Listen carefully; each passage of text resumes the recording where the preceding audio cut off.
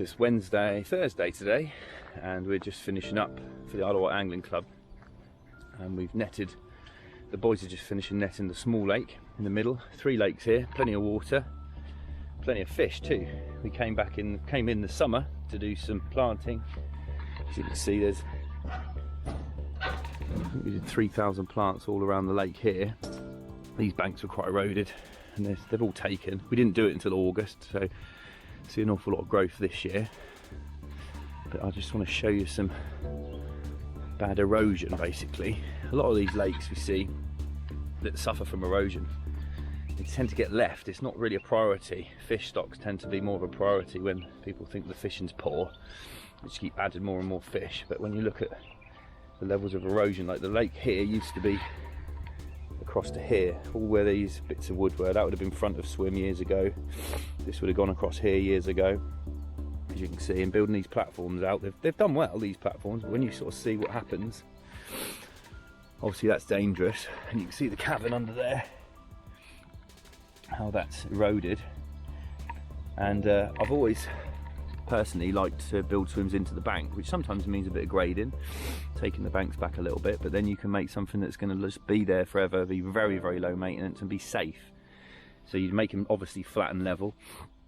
And we've been asked to come and redo these, so we're going to rip them all out, which in my opinion will make the lake look better. You've got to always look at the long term as well. Obviously you can see all this erosion, this has all got to stop. Obviously there's nails and screws everywhere. It's not the club's fault. These swims have set them in good stead for years, but it's a case of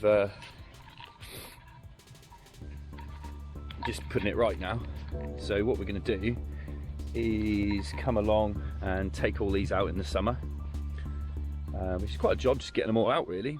There's an awful lot of debris underneath them, and once we've taken them out, rebuild solid, nice level swims, so it's much, much safer for fishing.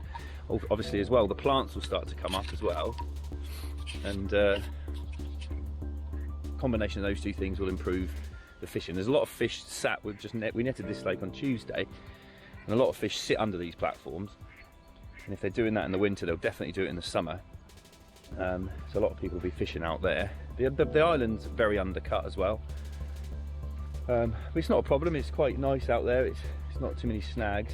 This obviously causes a lot of friction between all clubs when you do any work like this, because when we started up in this corner, which I'll show you in a second, we've just had huge amounts of bramble and debris hanging over, and obviously a lot of the fish will spend a lot of time up here, and some people say, oh, just leave them, that's where they want to be, leave them. And I'm like, well, if it's for your matches and you want consistent fishing, it's all very well leaving them there, you know, we never have a problem with that sort of thing, but you've got to remember that these pegs will be more favourable, because if all the fish are up here and there's only 2 or 3 pegs around it, they're going to be popular pegs. So my way of thinking has always been, we'll get rid of that, replace it with more suitable habitat. So you're not destroying habitat, you're replacing it with more sort of angling friendly habitat. So I mean, the amount of line and stuff around here is crazy, so it's about making it still, you know, beneficial for the fish, but more beneficial to the angler. So what we're trying to get around is not continually putting fish in, because they tend to think, well, let's put more fish in,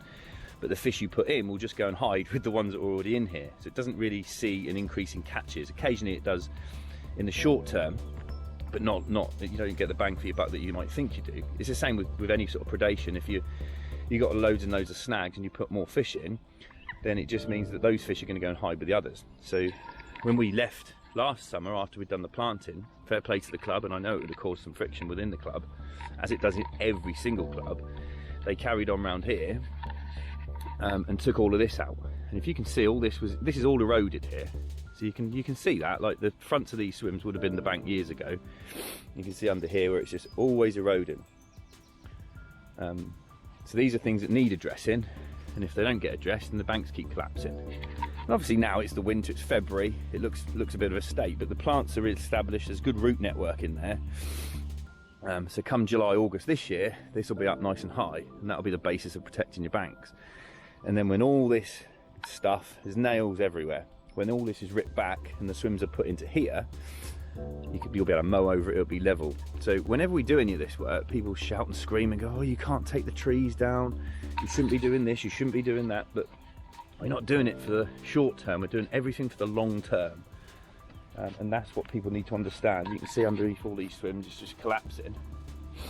And it's only a matter of time before someone goes through them or falls in or catches themselves on a nail or a screw.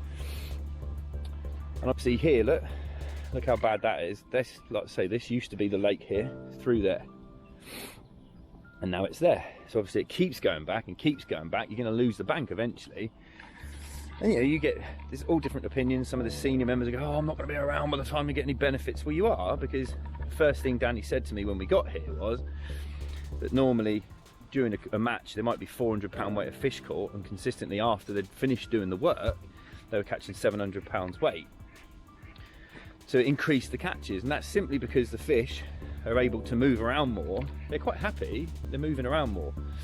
Another thing on this particular lake was Tim Oatley, who's well known on the island, he's a very good fishery manager, went to college at the same time as I did, excuse me.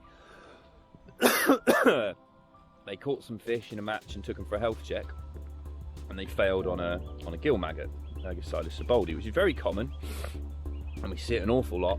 And that's just mainly due to a lot of these fisheries, they keep putting fish in, and a lot of these parasites, they need a host, and they can be a problem, can be problematic, but it's like everything, it's like KHV, it's like everything. It doesn't have to be the kiss of death. A lot of people would write off fisheries and go, oh, it's a bit like when otters are fishing on a lake and the anglers say, oh, it's been otter, there's no point in fishing it. We go and work at these places and more often than not, they're still full of fish. So basically we netted this. Ben's going to put a nice edit together at some point and split it into 4 and caught a stupid amount of fish.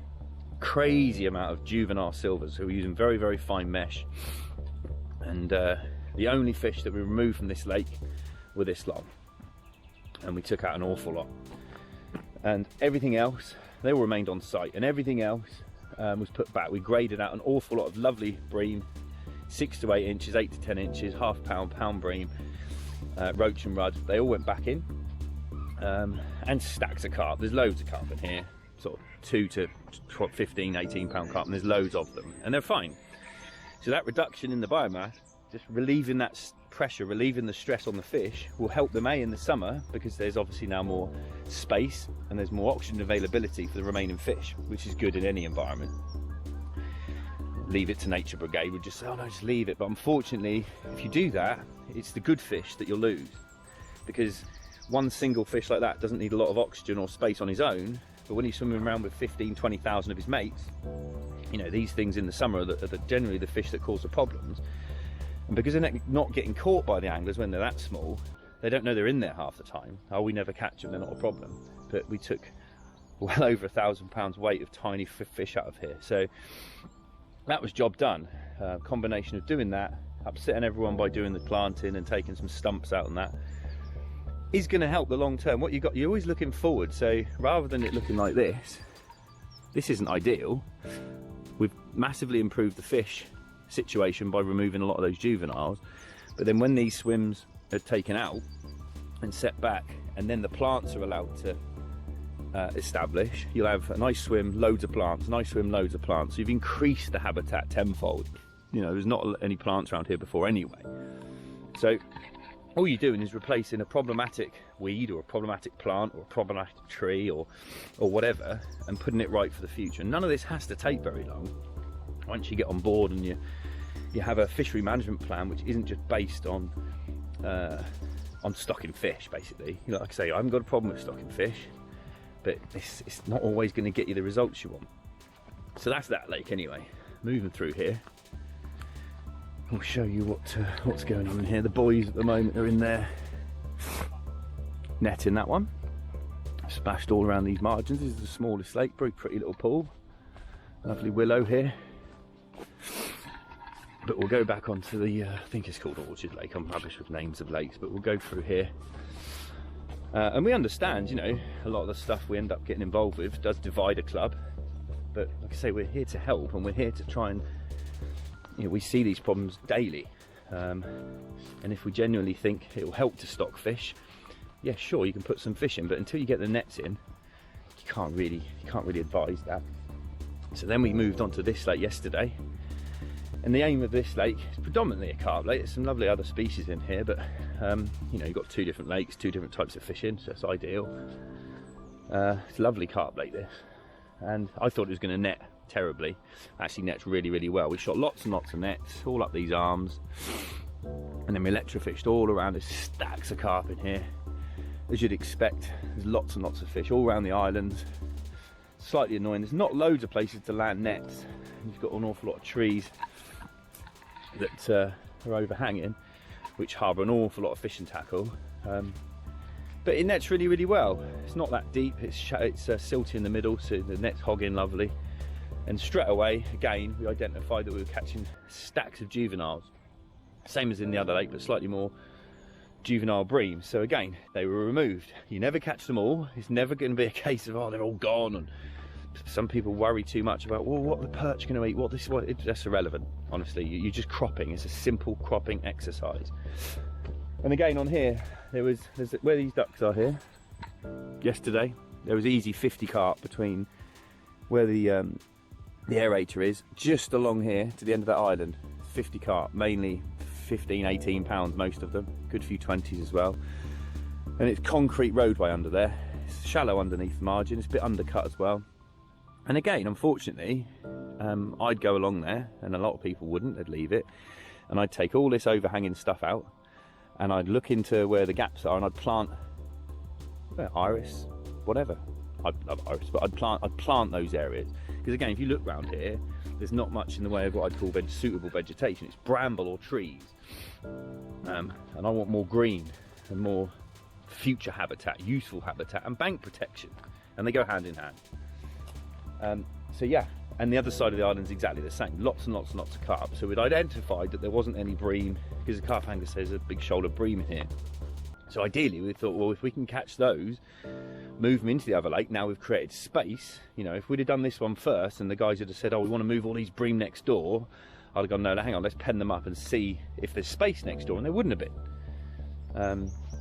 But now there is, which was great. So we've identified that problem, electrofished all around the bits we couldn't really net effectively, and just caught stacks of carp. And the carp are in good condition. The club have been quite sensible with the stocking on here, because they're not under the pressure from match anglers going, oh, we need more bites, we need more bites. So the carp stocking here is great. We caught some tench. There's brilliant stocks of perch in both lakes. Lots and lots of sort of pound-plus perch in the other lake. And when I walk around, we'll see what's in the middle one. But until you get the nets in and start really getting involved, you don't know what's going on. The amount of line is crazy around the island. And in all the reed beds, it gets wrapped around the prop. But that's going to happen, you know. If you've got snags, you've got line, you've got lost fish. So yeah, we just kept, then we started netting again with the very fine mesh, 8mm mesh, 100-metre nets. And then we were running nets inside nets to get on top of the little fish. So it's all about creating that space. And it's, once you create this space, it doesn't last for long, because it gets filled up very, very quickly the following season. So all the space we've created, we moved the same amount of fish out of here as we did the other lake. So we've obviously benefited the carp by creating more space in here, as much as we've benefited the bream and the carp in the other lake. So, but again, it's getting through to some anglers that that's not an excuse then to go, well, that's all right, we took a load of fish out, let's put a load more in now of different sites, because that's completely the wrong thing to do, in my opinion. It completely defeats the object. You want to create that space and then allow the fish to utilise it. And by that I mean the 6 to 8 and 8 to 10 inch bream that are in the other lake, they could easily be half, 3/4 of a pound or bigger by the end of the summer, just with a bit of feeding, just with a bit of patience really. And without a doubt, the silver fishing will improve on the other lake, and they'll see increased condition of the fish. A lot of the older bream, which is so emaciated, and you'll see on the edit, so emaciated, and they were dying basically. And that's normal, because something's got to give, simple as that. But now, having created that space, and then we caught 350 or 400 pound of big bream in here, which funnily enough were in much better condition because they're getting more food, because carp anglers tend to put more food in. So then we transferred these into that lake. So having taken out a huge amount of weight, we put a little bit back in of the right sort of fish for that lake. So again, you're benefiting two waters without buying any fish. The last thing the club needs is more fish for this site, definitely. And if it was to not buy any fish for the next 2 or 3 years, and just chuck a little bit of food about and just ride out the storm of the few angry anglers that will blame every single thing apart from their own lack of ability or understanding why they can't catch loads of fish, because it's the same on every water. You know, better anglers catch more fish, and they learn and adapt. But there's loads of fish, lots and lots of fish, and that was the problem, the fact that there's lots and lots of fish in all the lakes here. So yeah, on this lake it'd just be a case, and it's not a case of going and destroying everything, it'd be literally a case of going out and just taking the worst of the snags. When I say that, if you look through there, not taking it all out, but all the bits that are in the water, because it's full of fishing line and leads and rigs, you don't have to take everything out. But again, the more light you let on, if things grow, everyone thinks, oh, take the trees out, it's going to destroy it. It's not. Because if you take that tree out, this one does better. And if you take this tree out, this one does better. You know what I mean? It's the same sort of thing. It's having that foresight and that willingness to go, well, let's just do it. You know, end of the day, it's easy just to put more fish in to try and please anglers, but we don't see the results. Because in here, if you put more fish in, it's like stocking more carp, thinking, well, we need more bites.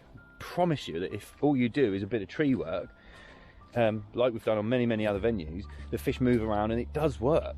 People can argue the tops, but it does work. And Danny's already seen that. You know, we didn't do the planting until last August, and they carried on round, and they straight away they saw. And you could even say, okay, well, it might have just been the weather was better, but that's consistently hasn't changed. You know, the match weight was similar up until we did it, and then as soon as we did it, it improved. And that'll be the same on here as well.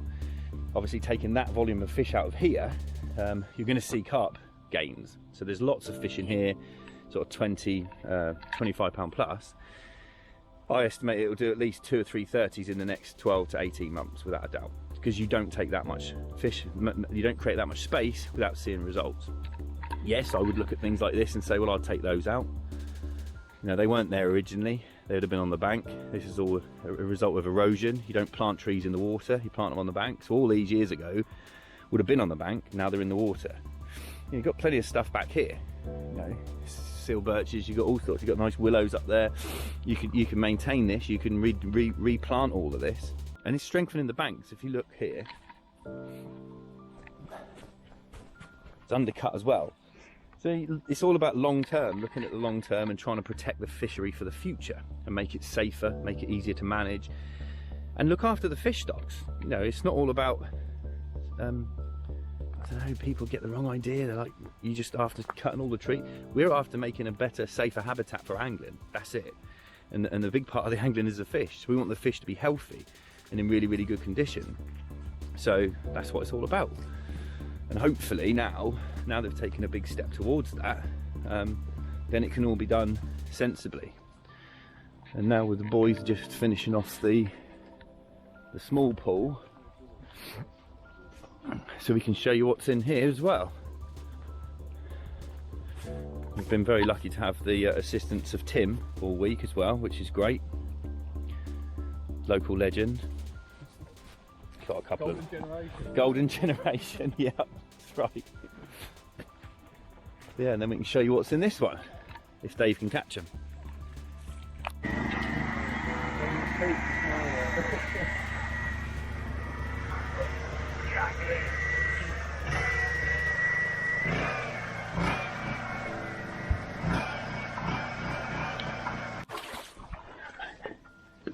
Yeah, it's all good though, getting that out. I've got a few big bream as well. Oh dear. Nets everywhere.